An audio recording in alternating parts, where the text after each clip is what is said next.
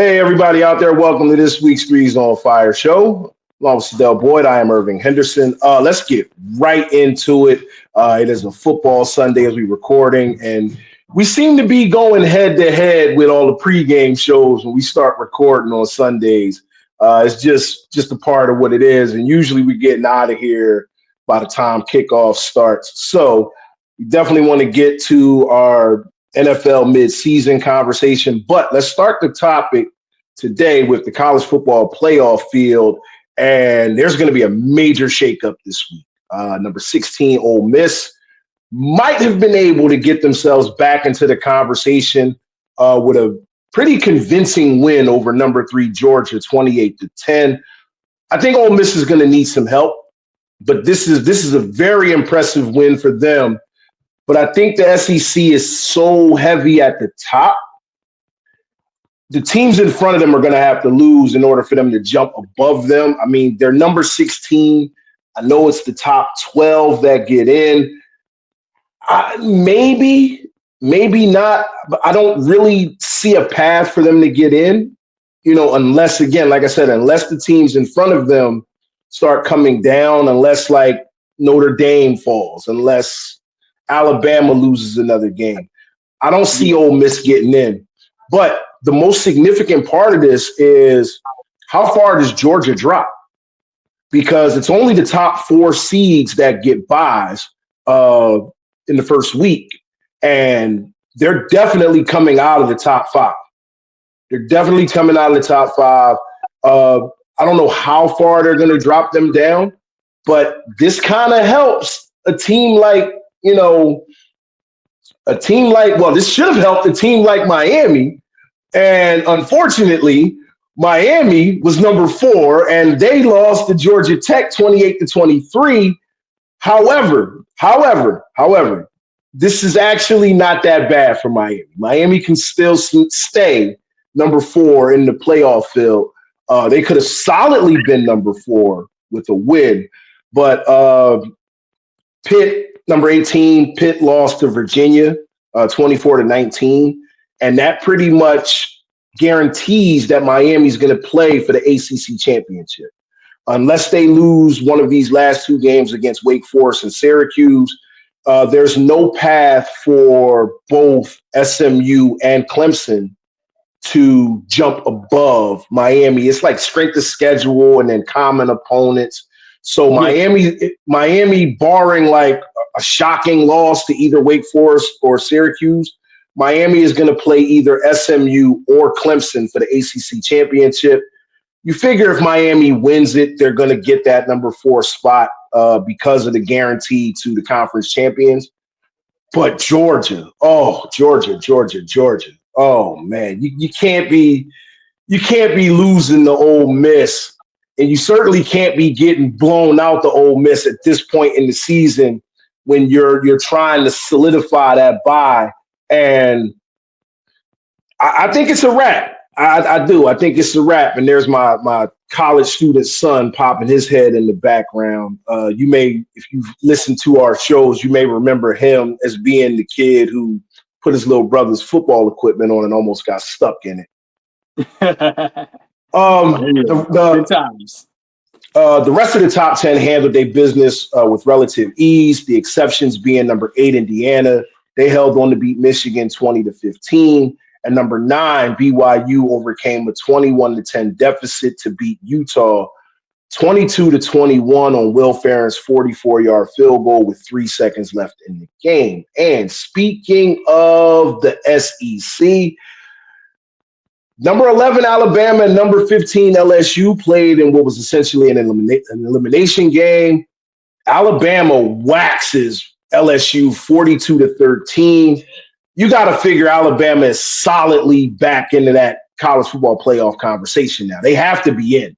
I mean, unless they get knocked off one more time, they're in. They got to be in. I mean, and it's Bama. Notre Dame's going to get into, and they beat the brakes off of Florida State, but who really cares, man? Like, Notre Dame's going to be one and done no matter what. So I don't care where they get in. They're probably going to be the road team in that game. I don't see Notre Dame making any noise. I'm kind of sick of the Notre Dame conversation, so I'm gonna sit that over there.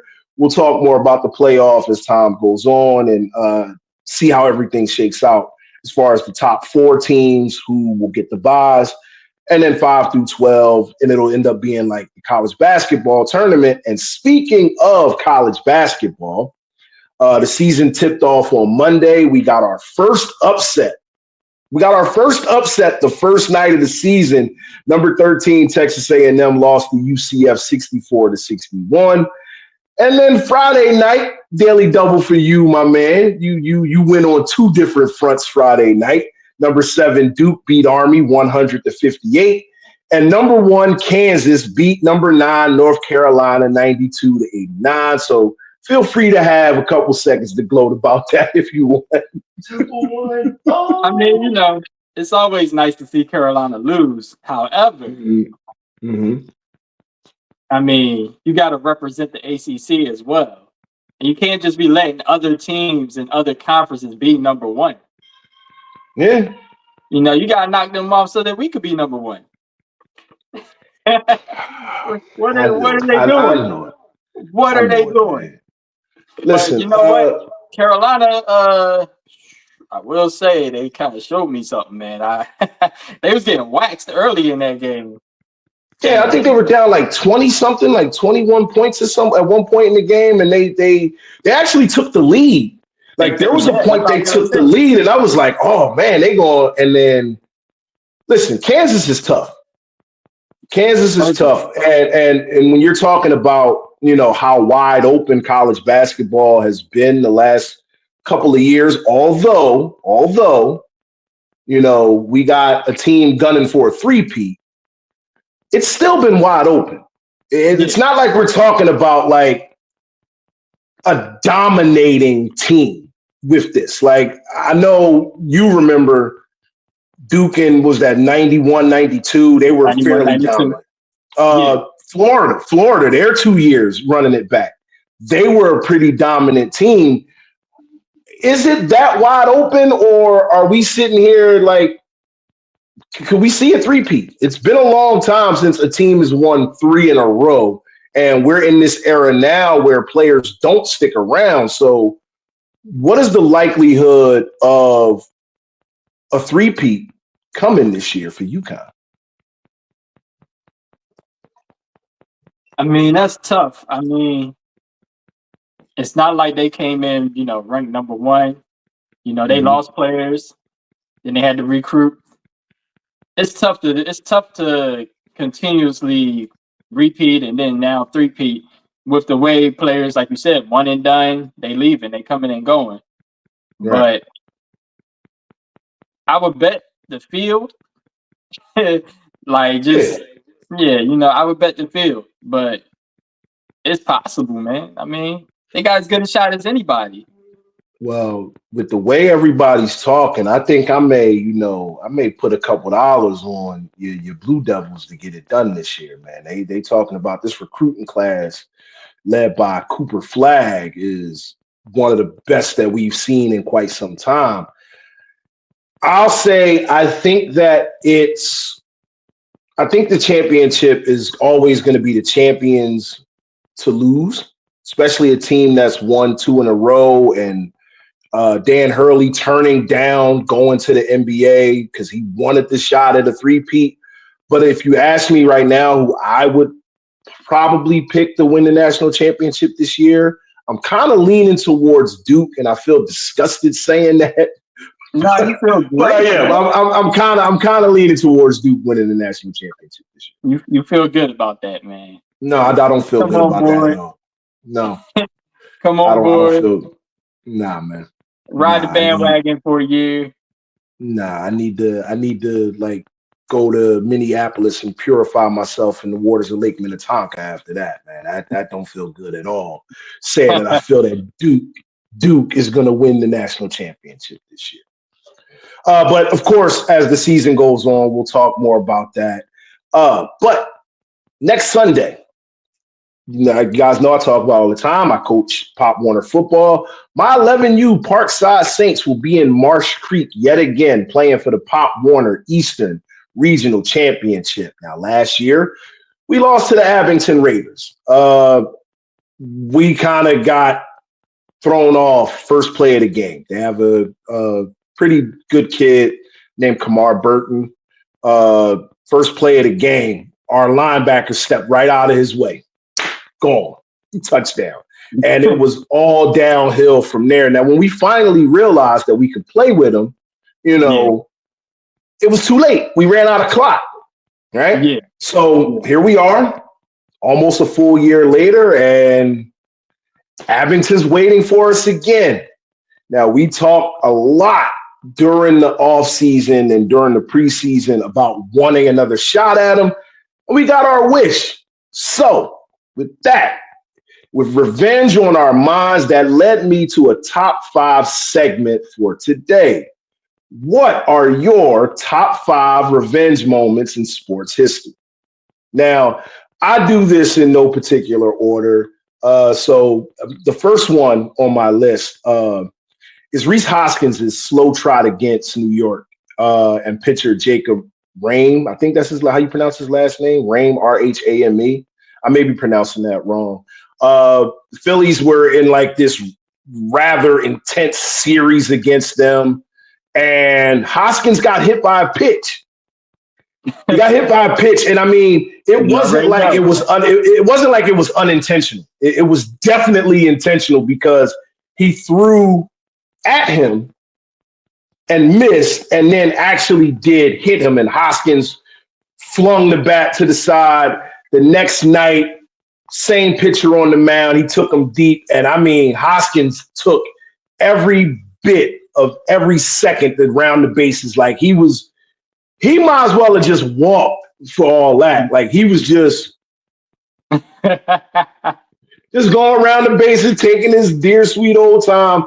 I love that moment for multiple reasons, but the main reason is who it came against. So that's number one on my top 5 revenge moments. Number 2, how about the Eagles beating T.O.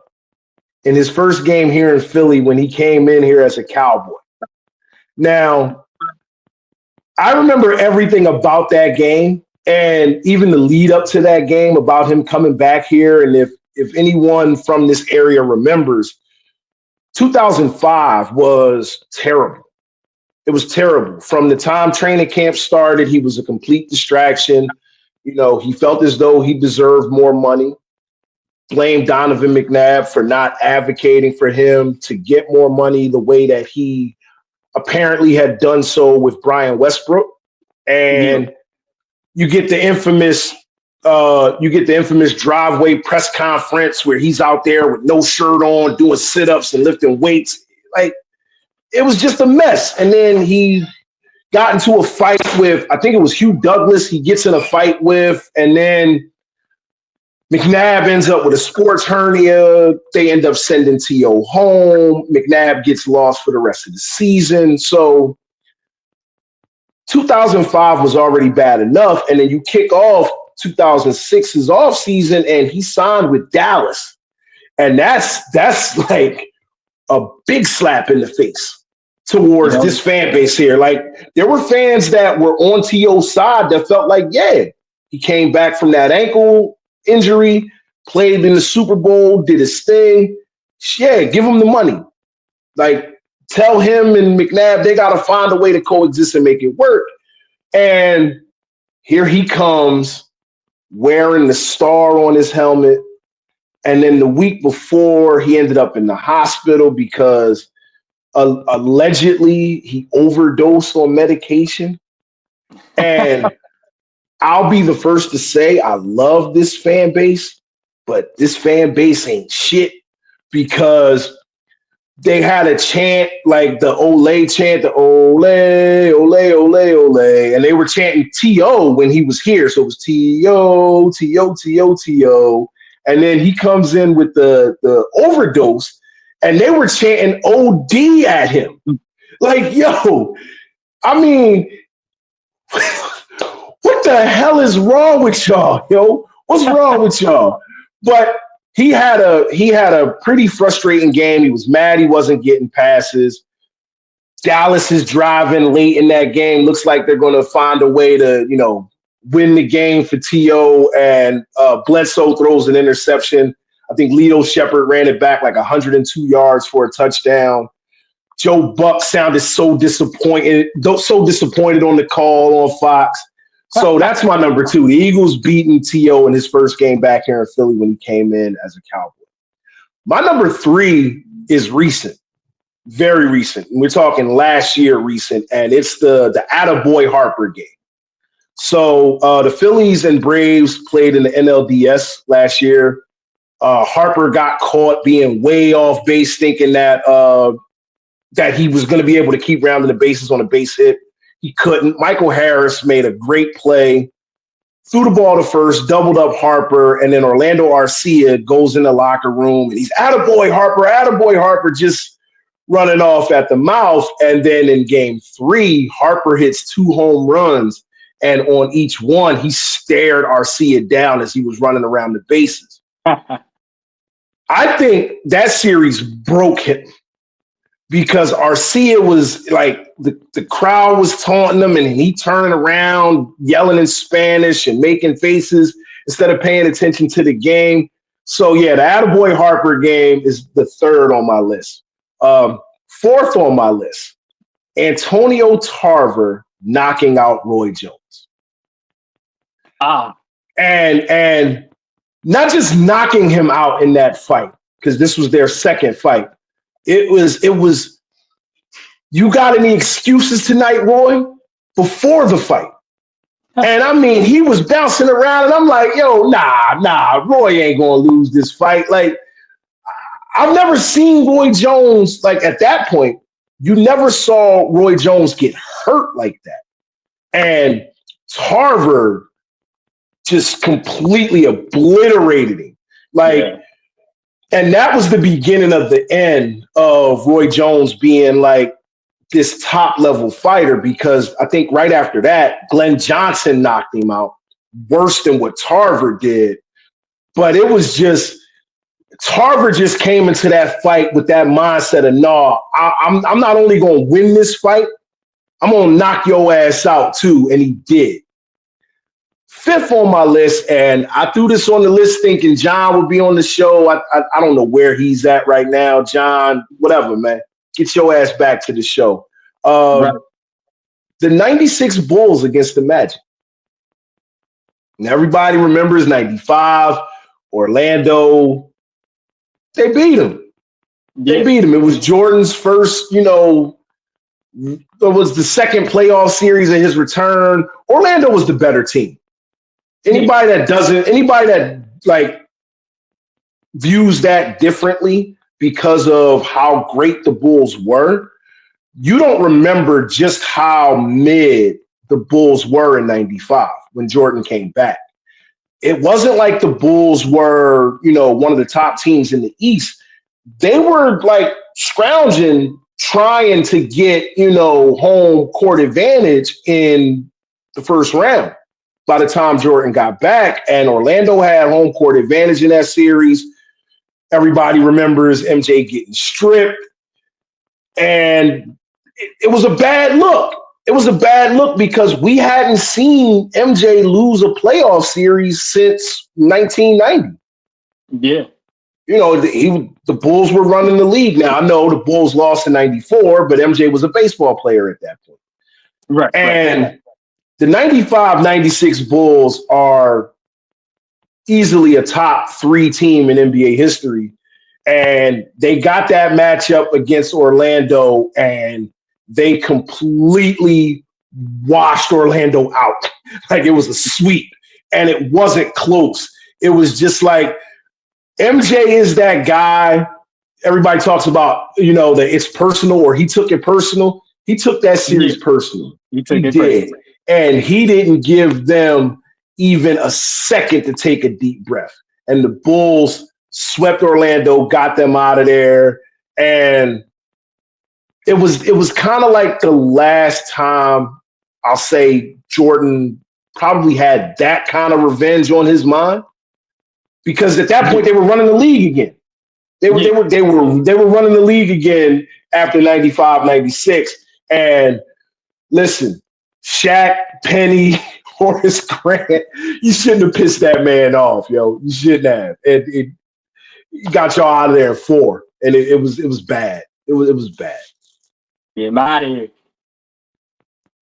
All right, you got a 5, or are we gonna just? Well, so this is the thing, though. You just took one of them. Okay. Actually, you took 2 because you took Tarver too. Okay. And so that leaves me with 3. So 1, 1991, when the Blue Devils got that rematch against UNLV after they straight waxed us the year before in the championship. Yeah. I think that might still be a record as the worst blowout in the championship. Biggest blowout in the championship game. Mm-hmm. Yeah. So we got to see them in the Final Four the next year. And there's an epic game. We only won by 2, but I had that as one of my revenge games. And then the other 2 other boxing matches. Sugar Ray Leonard getting his rematch against Roberto Duran. The No Mas fight. Okay. The No Mas fight? Yeah. Mm-hmm. And then the other one was Ali beating Frazier.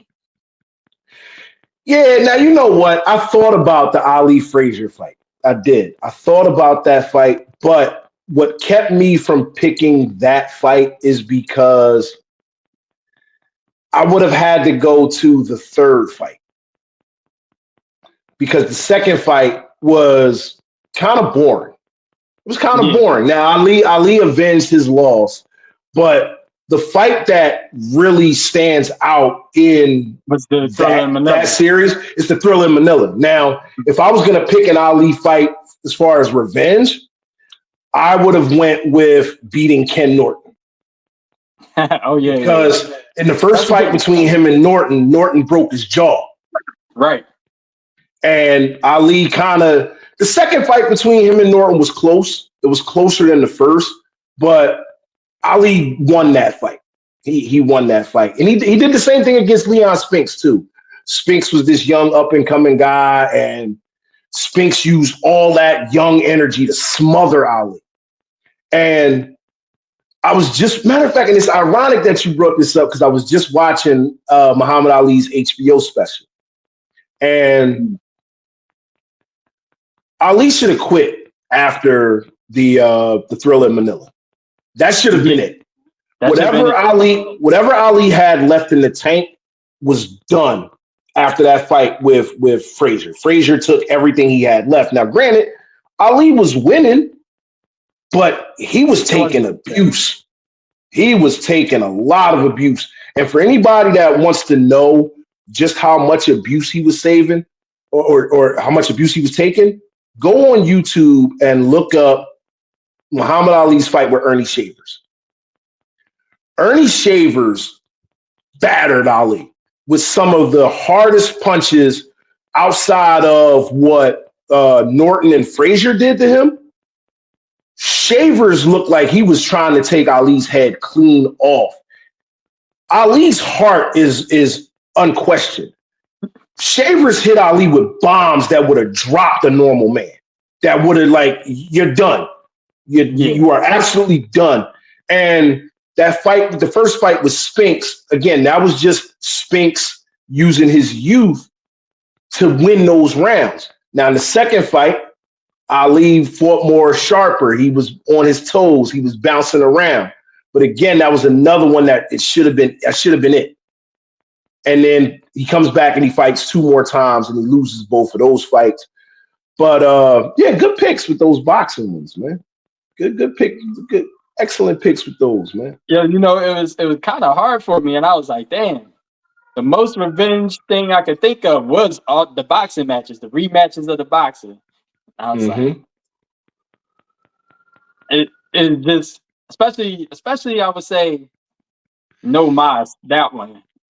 Yeah, because Sugar Ray, he liked to dance and stuff, and they told him, you can't fight, and so he tried to just slug it out with him the first time, and he lost. So it's like, fuck, I'm listening to y'all for. Yeah. Yeah. And again, there is a 30 for 30 on the No Mas fight, but Duran did a smart thing before the first fight. Duran got in Sugar Ray Leonard's head. Yeah. And he got in his head so much that you're right. Leonard said, you know what? Nah, okay, we're going to fight. I'm going to meet you in the middle of the ring and we going to fight. You disrespected me. You disrespected my family. You disrespected my wife. Nah, I'm going to beat your ass in the center of this ring and show everybody that I can fight with you. And that was a mistake. That was a mistake. That was a big mistake. And in reverse, Hagler versus Leonard. Hagler came in trying to show Leonard that he could dance and fight with him, and like that's not your style. You a brawler, you a puncher, and you fought against your style and you lost. And that's what happened with Leonard in the first fight. But man, the way I don't know what it was. Like Duran had 6 million excuses for why he quit. Like, no, you were getting embarrassed, dog. That's all. You got embarrassed and you quit. Yep. He was seeing so many punches, he was seeing ghosts. Mm-hmm. He was ducking at flinches like. Yeah, and it was a beautiful fight, yo. I mean, all everybody remembers is the No Mas part, but yo, Sugar Ray was embarrassing me. He was slipping, pop, slipping back in, pop again. Like he tore Duran up. Yeah, man. All right, well, listen. Let's move on to talk about the NBA real quick. And NBA viewership down significantly to start the season. Depending on the night and depending on the matchup in comparison to last year, the decline has been anywhere between 30 to 51%. Now, inside the NBA panelists and all-time great Shaquille O'Neal floated a reason for why viewership is down. And he's quoted here saying, I have a theory that it is down because we're looking at the same thing. Everybody's running in the same place with the damn top of the key dribble handoff. I was talking to a coach. He said they want to shoot 53s. Now, I agree with Shaq to a point. I do. I don't think it's just that. Elaborating on what Shaq said, yeah, it's a lot of bad basketball, a lot of poor fundamentals. We're just going to jack up threes and hope for the best. And it's not a one team thing. It's not even a 2 or 3 team thing. Like everybody cannot play that Warrior style of offense. Right. They can't. And I think we're seeing something that has just permeated the whole league, and it's not good. It's not good. I don't want to sit and see that because you get one team that does it, they miss the 3, the other team comes down in transition, they do it. They miss. So you're seeing a lot of bad shooting nights. It's just not enjoyable to sit and watch. But for me at the top of the list, the NBA hasn't done a very good job of marketing these young players. They haven't. You don't think so? No, they have not done a good job of marketing these young players. I mean, who is the league pushing for viewers to watch right now? Let me tell it. We're still talking about the old guard. Yeah, for the most part. Yeah, I know that those are still the household names, and I get that. But at some point, you gotta pass it off to these younger guys. There has to be a little bit more of a focus on them. I'll go back to the Jordan era, right? But what I'll say is the league showed you those guys that were up and coming, even as Jordan was still running the league. So you got to see a lot of Allen Iverson. even though the Sixers weren't that good at the time, they were basically saying, here, AI is going to be a future star in this league. Ray Allen, going to be a future star in this league. Dirk, Duncan. They showed these younger guys as they were getting better. Kobe, once he became a starter, you started seeing that. I don't see that right now. Yeah, I don't. It's one thing that I actually thought about the Jordan era as he got older and was shifting and was on his way out. Mm-hmm. Even like during that time of the second three-peat, especially, they had such a monster in the league in Shaq, and Shaq had such a big personality that even though it's harder kind of to market big men, he kind of like held it down to like as a spectacle to see. Yeah. You know what I'm saying? He might not have been the quote unquote face of the league, but everybody want to go see Shaq. He tearing down rims and shit. Like he carrying 3 dudes on his back as he goes to dunk on people. Like, so that kind of helped with that transition before Kobe became the headliner and AI and like you said, Ray Allen and those dudes, more the guards, T-Mac, Vince. And then, Kevin Garnett, KG and Duncan, you had certain rivalries in that mix too. So when you think, when people talk T-Mac versus AI or T-Mac versus Kobe, T-Mac versus Vince, you had, like you said, Duncan versus KG. Like they had like certain rivalries that they could just lean on. And even though it wasn't centered on one specific player, you had bunches to go to. I don't necessarily think you have that same kind of rivalry thing going on or that one specific player. I mean, I would say Wemby, but it's also just a hard thing for them to push that on the American public, I guess, to be like, oh yeah, this French boy is going to be the face of the league now. It's why I like Jokic. Jokic is a player in his prime. When Giannis was he hit his peak. Like the foreigners, it's almost like they don't want to do it necessarily. They don't want to put any of them as like the face of the league because it's our sport. Yeah, but if these guys are worthy of it, you give it to them. I get it. I get that point. But for me, like basically what you just said is 100% true. Like there were actually some rivalries built in there. You knew that when the Sixers and Lakers were playing, that was going to be a primetime matchup because of AI, because of Kobe, right? And you wanted to see it. So why aren't they marketing those games as heavily as they marketed this? Why are we not seeing more of the league trying to almost like manufacture some of these young rivalries and say, hey, here's this young kid. Here's Chet Holmgren, right? Here's Chet Holmgren. Here's Anthony Edwards. Boom. Give us a reason to watch it. You just made me think of something. It's another fact of the matter is they put all the games on cable. We used to have the NBA on NBC, and we used to get those big time matchups, and everybody could see it because it's on national television. Right. On Saturdays and Sundays, and you get the double, triple headers. It's like those things. Yep. And I didn't have that. Huh? I didn't have that as a reason, but now that you bring that up, yeah, that's also a big factor. I think so.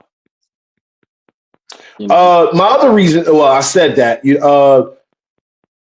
I think that for a lot of fans, though, the season doesn't begin until Christmas. Like, there's nobody really checking out these early season games like that because it's still early in the season. You got football going on. You got college football going on. So Christmas comes around, and then that's when those are the games, like you said, those are the games that get the national TV spots. Those are the games that come on ABC. So people are actually sitting down watching them, and now you're going to see those players. But again, like, hardcore fans, hardcore fans are checked in for every game or the majority of the games, but that's not the biggest portion of the NBA fan base. The biggest portion of the NBA fan base is casual fans who will, hey, who playing tonight? Nah, I'm good. Right. Wait, and that's another part of it too. I'm all right. Another part of it too is, it's still in the load management era, even though they're trying to push them away from that. I can't believe you hit on my biggest reason. Load management. Yeah. Load management is my biggest reason for this. Again, if star players aren't playing, I have no reason to watch. I have zero reason to watch. And I kind of alluded to that when we had our conversation about the Sixers. I have no reason to watch the Sixers right now. None. And it's not because they're off to a terrible start right now. It's not just that. Like, who's on the court? Who's on the court? Nobody. I'm good. And furthermore, like, the star player is not playing right now. Yeah. So if you're telling me that, okay, Boston and San Antonio are playing, I'm just throwing that out there, right? Boston and San Antonio are playing. But you're going to tell me that Jason Tatum isn't playing tonight because of load management. Wemby isn't playing tonight because of load management. That just kills. What reason do I have? I'm good. I don't want to see it now. Yeah. But again, I'm hoping that things change next year because I know the NBC will have a part of the NBA package.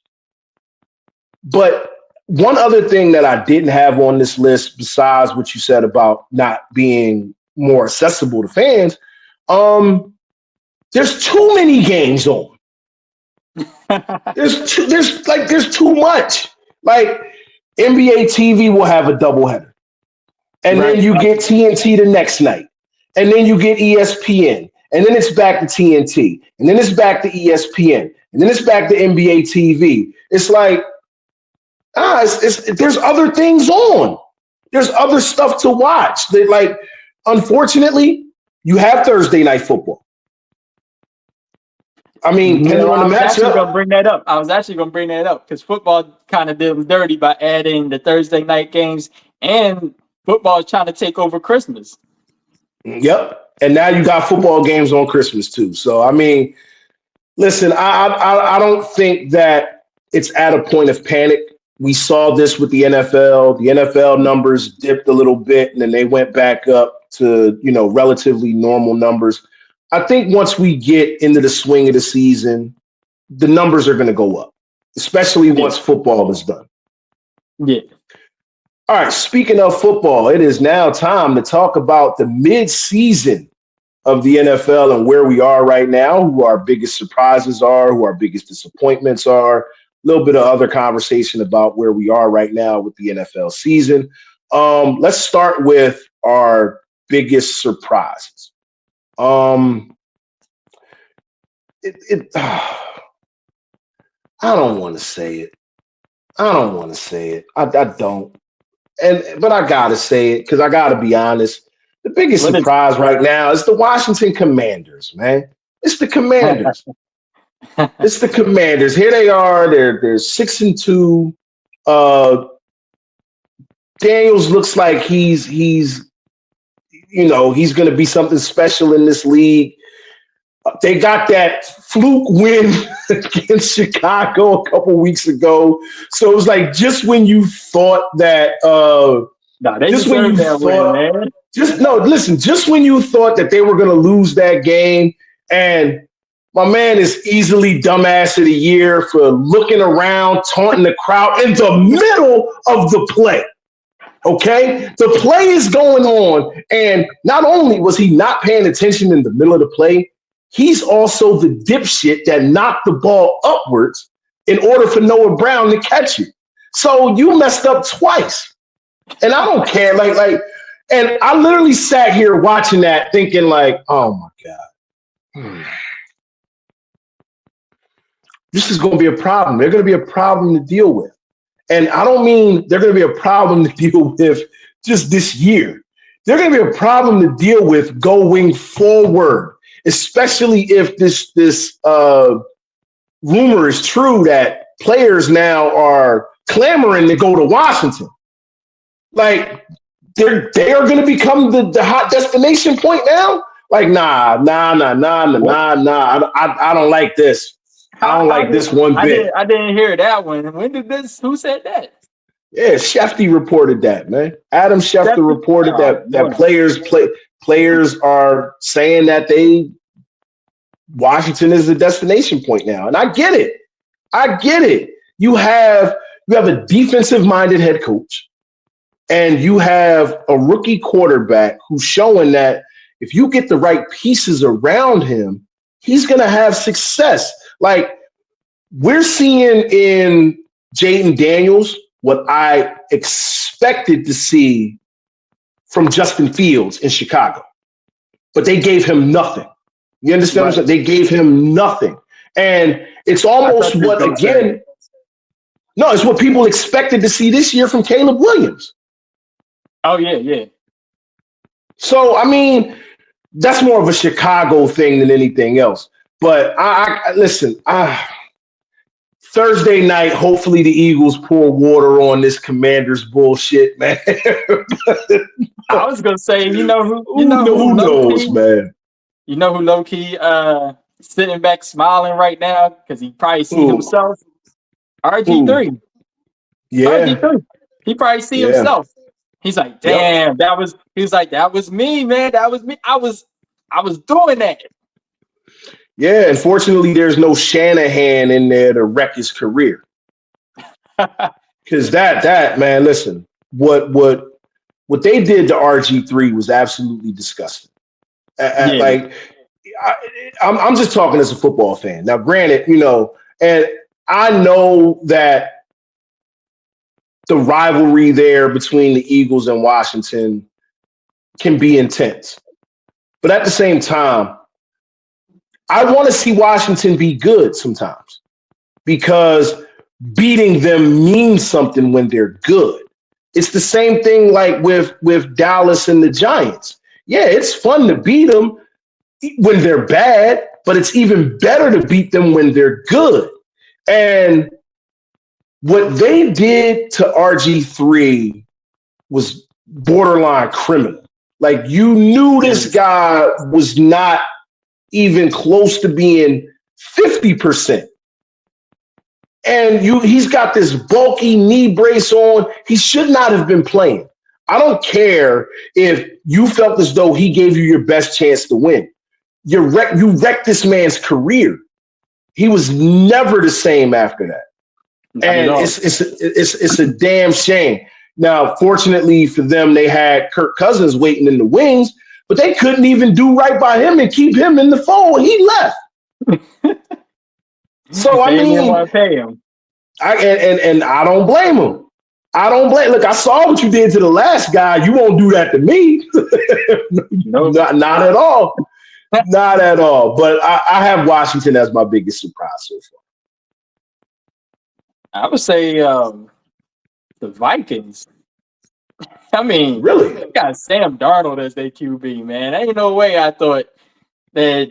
I mean, they stayed undefeated as long as they did. Right. I had no idea. Nah, Vikings.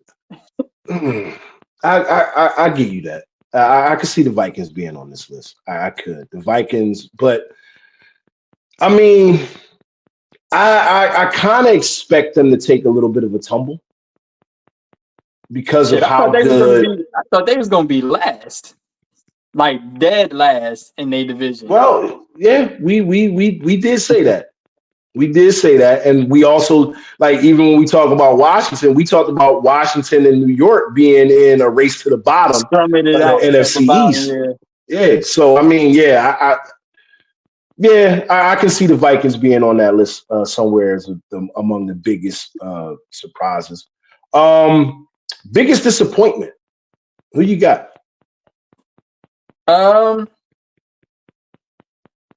It's hard to say I'm disappointed because I like to see them lose. Mm-hmm. But the Cowboys. Yeah. Well, I don't have them on my list as my biggest disappointment. My biggest disappointment, again, just like you said about the Cowboys, I'm happy to see my biggest disappointment being a disappointment, and it's the Jets. It is I could have went for the Jets, but I could have went for the Jets, but I knew you was gonna go there. Yo, of course.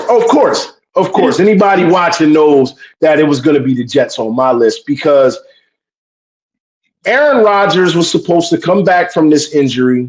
He was supposed to turn them into a playoff team, especially since they were close last year.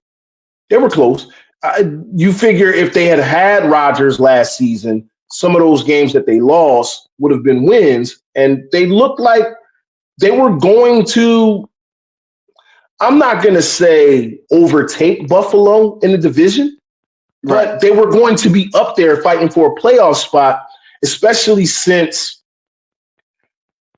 after when Tua got hurt this year. Miami was going to fall off. So it's like, okay, the Jets should be able to fill that space and fight for that spot in the division. And yeah, they fighting for that spot in the division, but it's all with the losing record. Yeah. It's with the losing record. Yeah. And you make the trade for Devontae Adams, and that's not working out. I'm happy to see it happen. I am. I'm gleefully enjoying watching the downfall of the Jets and Aaron Rodgers by proxy. But this is, whoo, man, I don't know what they're going to do from here on. Speaking of Dallas, Dak Prescott done for the season with a hamstring injury. It's bad enough to require surgery. Dallas is 3-5 right now. The rest of their season is in the hands of Cooper Rush. Rush is 5-1 as a starter. Are they done? Yeah, they cooked. Okay. They're cooked. All right. Dennis Allen. Look what they got to play. They got to play the Eagles twice, which today. Starting today. They got to play the Commanders twice. Yeah. Well, listen, if the Eagles beat them today, they're done. Officially, they're buried. Because I know everybody talks about how Dallas and Philly will split, but that split tends to go Dallas wins at home, Philly wins at home. If they don't get this one, the likelihood is they're going to get swept and they're going to be further behind in the division. So, yeah, Dallas lost today, and you can just go ahead and put the nail in the coffin on their playoff chances. Yeah. Dennis Allen and Robert Saleh have already been fired. Who do you think is next to get axed?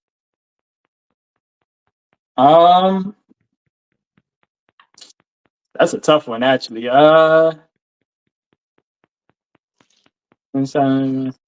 Wait, the Giants. They. Yeah. Yep. Yeah, their coach. In fact, Brian Dable got the final not too long ago. So, wait. Oh no, there's no final. We're in overtime. We are in overtime. Jesus Christ Almighty!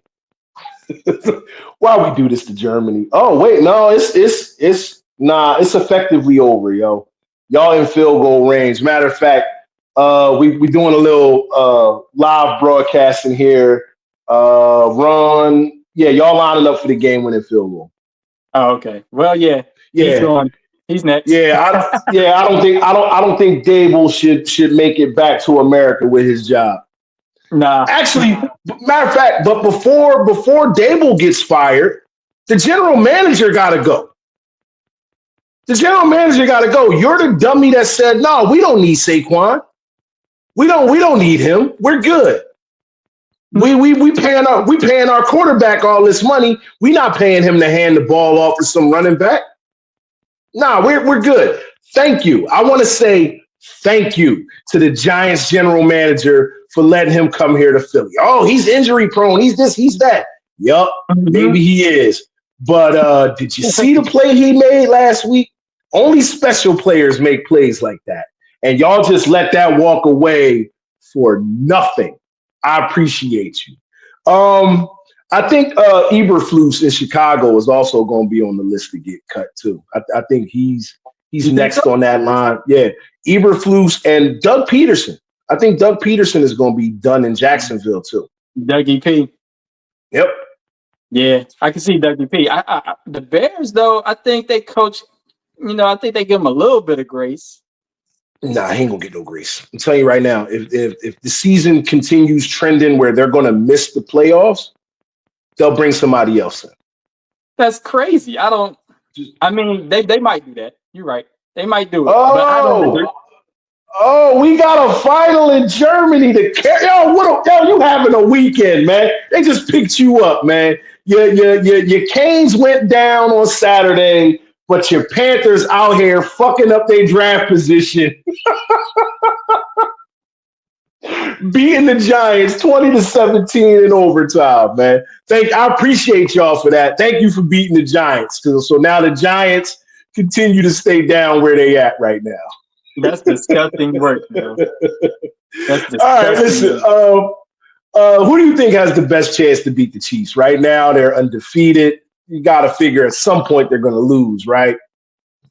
Yeah. Who do you think has the best chance to beat them? I mean, you mean in the rest of the season, or period down the road? Period. Yeah. I think we still going to be relying on Baltimore. Okay. I think we got to rely on Baltimore. If it comes down to the Super Bowl, I mean, I hate to do this to you, homie, but I think the Lions got the best chance out of any team in the NFC. Oh, man, listen.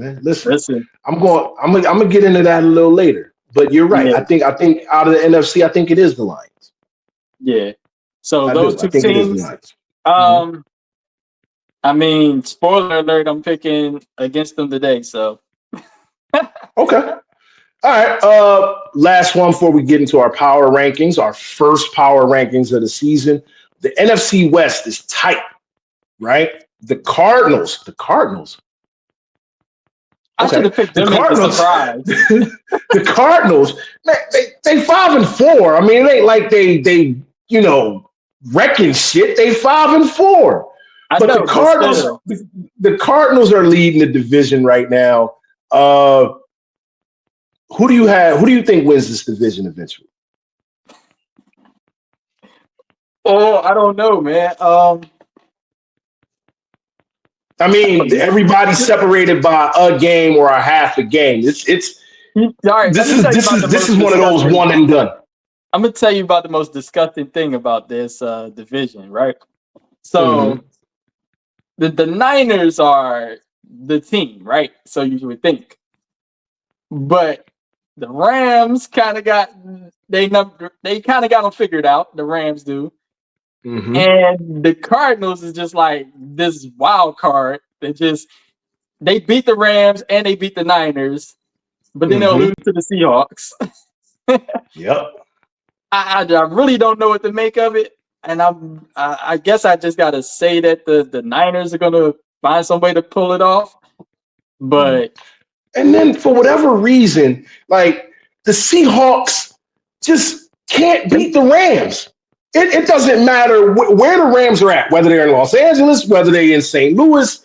The Seahawks just cannot beat the Rams. The Rams will find a way to get them, whether they hurt, whether they're terrible, whatever the case may be. This may end up being one of the better division races as we come down the stretch. And I know these teams are all right now kind of, mid. But like I said, the separation is not there. Nobody's running away with this thing, and they're going to all have to eventually play each other again. This is going to be interesting. Right now, though, I'd have to say the 49ers are going to win this. All right, bet. All right, let's get into our power rankings. We'll go from number 10 to number 1. I'll start it off this week. Number 10, I have the Atlanta Falcons. Hey, I mean, I had that same team. That should have been one I mentioned as far as surprise teams. I mean, I knew they was going to be all right, but I mean, they're running away with the division now. Yeah. So I'll go and Tampa Bay is hurt. So it's open. It's open for them to win the division with Tampa Bay losing two top-notch receivers, and having like that. Yeah. So that's the Falcons need to put the division away while they can. Yeah, I think they pretty much have. Yep. Number 9, the Commanders. Oh wow. Okay. I have the Eagles at number 9. I have the Texans at 8. I have the Vikings at 8. Mm-hmm. I have the Ravens at 7. Ooh, I have the Steelers at 7, and I have the Vikings 6. I have the Texans 6 and the Packers 5th. Ooh, the Packers did not crack my top 5. I have the Commanders 5th, and I have the Ravens 4th. I have the Bills 4th. I have the Steelers 3rd. All right, now I have the Bills 3rd. I think we agree on the top 2 because I think we'll both have the Lions and Chiefs 1 and 2, right? Yeah, absolutely. All right. So let me just tell you one thing though about my power rankings. So I've been doing a power rankings video like every week. So it's basically a culmination of what's been going on as each week progresses, as teams been winning, losing, injuries happen, So I mean, I know it might have looked weird in a way in some of my rankings, but I'm not gonna go against what I just had in the video. No, that's cool. So all right, mine's is already set up. It's been building over the course of the season. Mm-hmm. Okay. All right, well, let's get into our Week 10 picks. Shadell, El Perfecto last week. You hit on all 3 of your picks. You are the only one to have won all 3 of your picks in a week, but you are also the only one to have lost all 3 of your picks in a week. So, seeing as though you had a damn good week last week and I went 1 and 2, you can start us off with your lock this week. All right, so wait, before I say my lock, I mean, damn, I kind of fucked up because I should have got this out to you earlier. Okay, I don't know if you can see what I wrote for my 50-50 Panthers. Oh, you had the Panthers over the Giants. So I had wrote that down already, but I forgot that they were playing the super early game. Oh yeah, no, that don't count. That don't count. You got it. So if you had sent that, listen, if you had sent that to the group before the game started, we would honor it. Yeah, got to get it in before kickoff, man. So that's cool. That's cool. But just to let you know, that would have been it. Okay. But all right. So my lock though is the Falcons over the Saints. Yeah, that's a good one. I went in a different direction. I got the Vikings over the Jaguars as my lock today. I'm going to take the 49ers over the Bucks in my 50-50. Give me 1 second to get back to that because I need to pick something else. Okay. All right. Well, listen, I'll just go right into my upset and Jets over Cardinals. That's my upset this week. What? I'm grasping at straws right now, man. My upset picks ain't been hitting, man. Matter of fact, you got to go all the way back to week 8. I had the Patriots over the Jets as my upset. But yeah, my upset picks. My upset picks are not hitting right now, yo. They're not. Let's go Steelers over Commanders as my 50-50. Okay. I think that's a close enough matchup. Yeah, I almost went with that one too. And you're upset. Am I upset? I spoiled it earlier. Broncos over Chiefs. All right. Yeah, that would be the upset of the year if that happens. Yeah.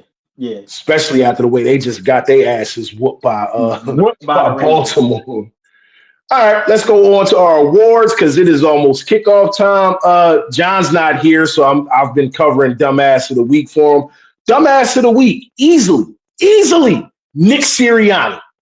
I almost wanted to go off and go in on him, but we kind of started talking about other things. Leaving points on the board, my man.